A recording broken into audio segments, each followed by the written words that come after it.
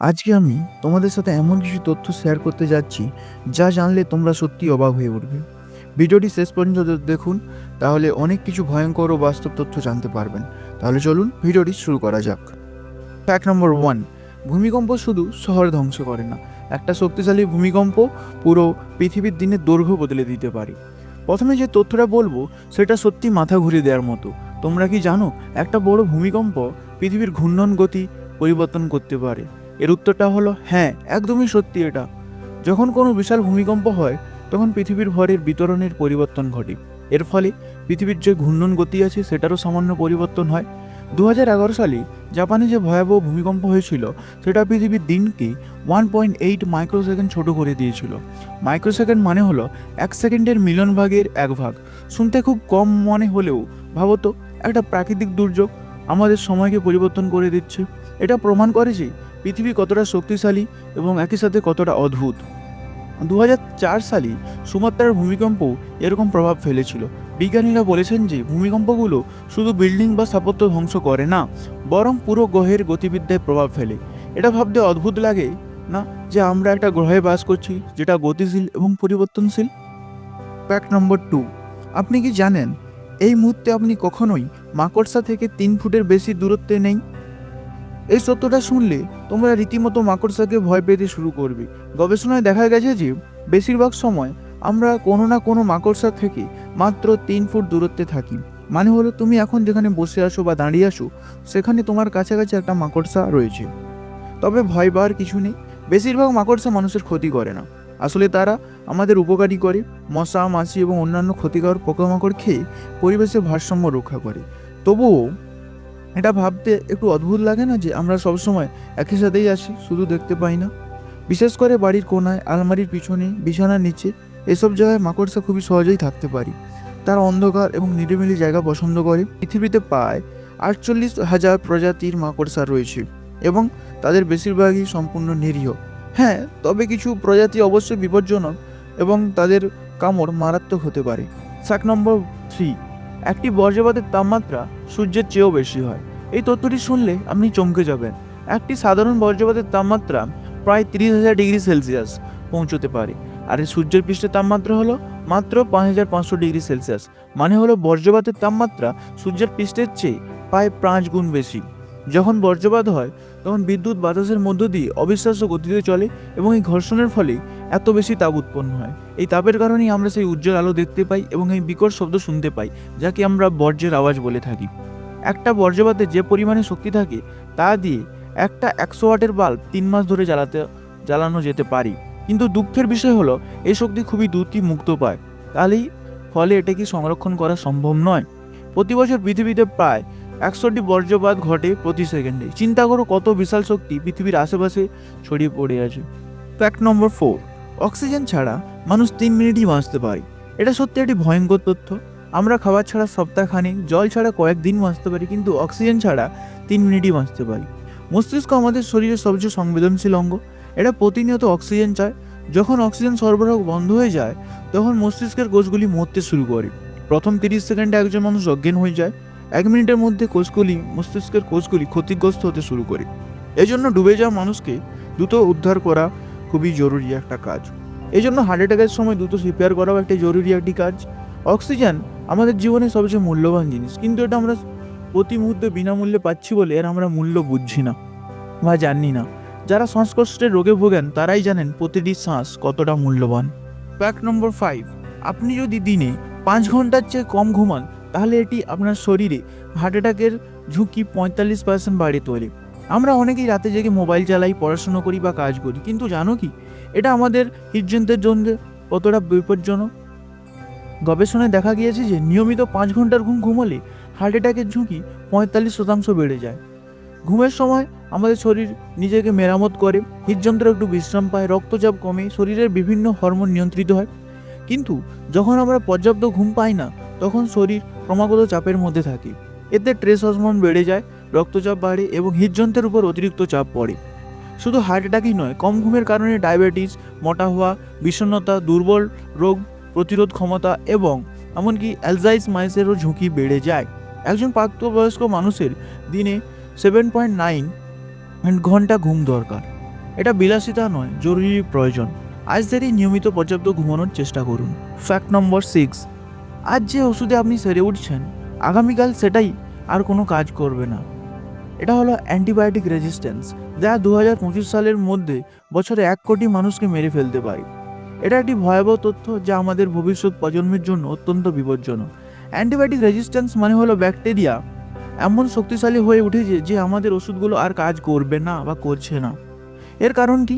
আমরা অযথা অ্যান্টিবায়োটিক খাই, সামান্য জ্বর হলেই অ্যান্টিবায়োটিক, একটু গলা ব্যথা হলেই অ্যান্টিবায়োটিক।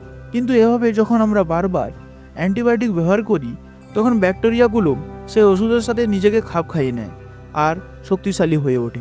হুয়ের মতে এটা আমাদের যুগের সবচেয়ে বড় স্বাস্থ্য হুমকিগুলির একটি। এমন একটা সময় আসতে পারে যখন সাধারণ সংক্রমণ আর সারবে না বা সারানো যাবে না ওষুধের মাধ্যমে, আর অপারেশন মারাত্মক বিপজ্জনক হয়ে উঠবে। ইতিমধ্যে সুপারব্যাগ নামে পরিচিত এমন একটি ব্যাকটেরিয়া পাওয়া গেছে যা প্রায় সব ধরনের অ্যান্টিবায়োটিক প্রতিরোধী। তাই ডাক্তারদের পরামর্শ ছাড়া কখনোই অ্যান্টিবায়োটিক খাওয়া উচিত নয়। ফ্যাক্ট নম্বর 7, আপনার শরীরে আপনার যে সেল বা কোষ রয়েছে তার থেকে অত্যাধিক সংখ্যায় বা অত্যাধিক মাত্রায় বেশি ব্যাকটেরিয়া রয়েছে। শুনতে অবাক লাগলেও এটা সত্যি।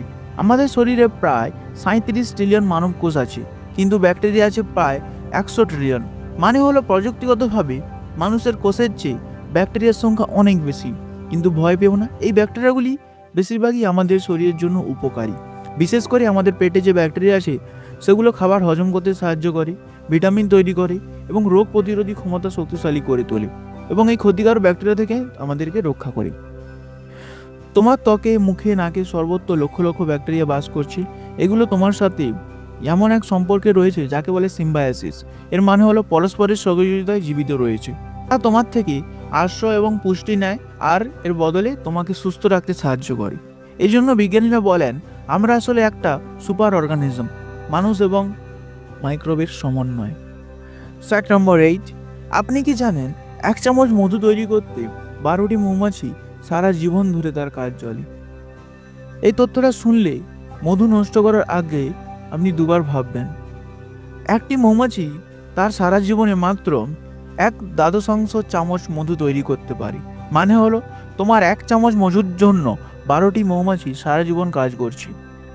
একটি মৌমাছি দিনে প্রায় 1000 ফুল থেকে পরাগ সংগ্রহ করে, তারপর সেই পরাগ নিয়ে মৌচাকে ফিরে আসে আর অন্য মৌমাছিদের সাথে সেটা প্রক্রিয়াজাত করে এবং তারপর মধু তৈরি করে।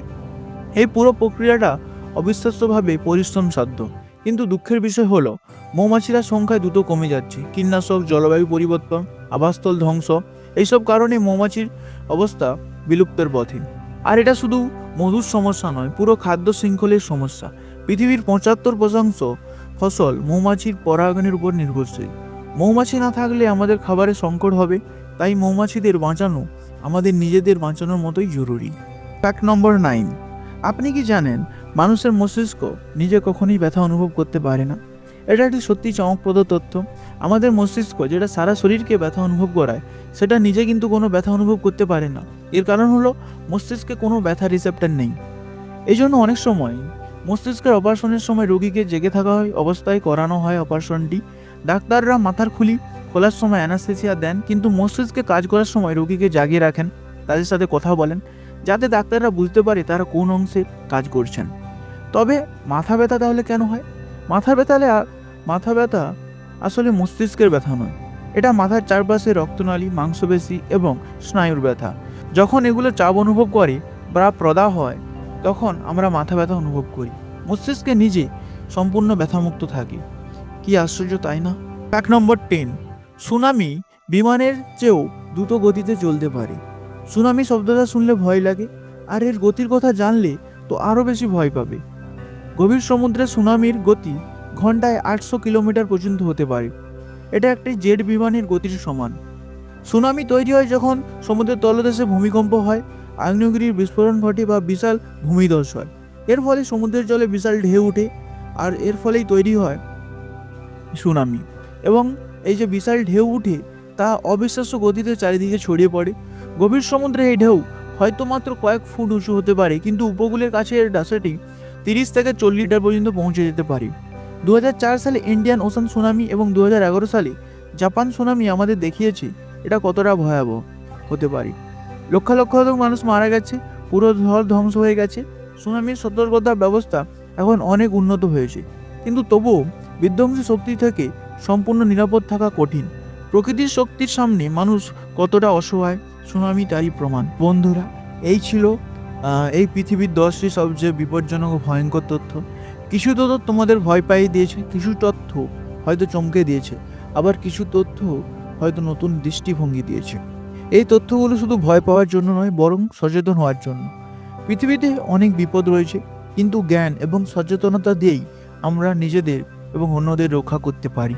পর্যাপ্ত ঘুম নাও, স্বাস্থ্যকর জীবনযাপন করো, পরিবেশের যত্ন নাও এবং বিজ্ঞানকে সম্মান করো। মনে রেখো, এই তথ্যগুলো যতই ভয়ঙ্কর হোক না কেন, মানুষ অসাধারণভাবে প্রতিকূলতার মুখে টিকে থাকতে পারে। আমরা গুহাযুগ থেকে এসে মহাকাশে পৌঁছেছি, আমরা প্লেগ, বিশ্বযুদ্ধ এবং অসংখ্য দুর্যোগ থেকে বেঁচে গেছি, আর আমরা ভবিষ্যতেও টিকে থাকব যদি আমরা একসাথে কাজ করি। যদি এই তথ্যগুলি ভালো লেগে থাকে তাহলে তোমাদের বন্ধুদের সাথে শেয়ার করো এবং নিচে কমেন্ট করে জানাও কোন তথ্যটি তোমাদের সবচেয়ে ভালো লেগেছে। পরবর্তী ভিডিওতে আবার দেখা হচ্ছে। তাহলে সকলকেই ধন্যবাদ জানিয়ে আজকের ভিডিওটি সমাপ্ত করলাম।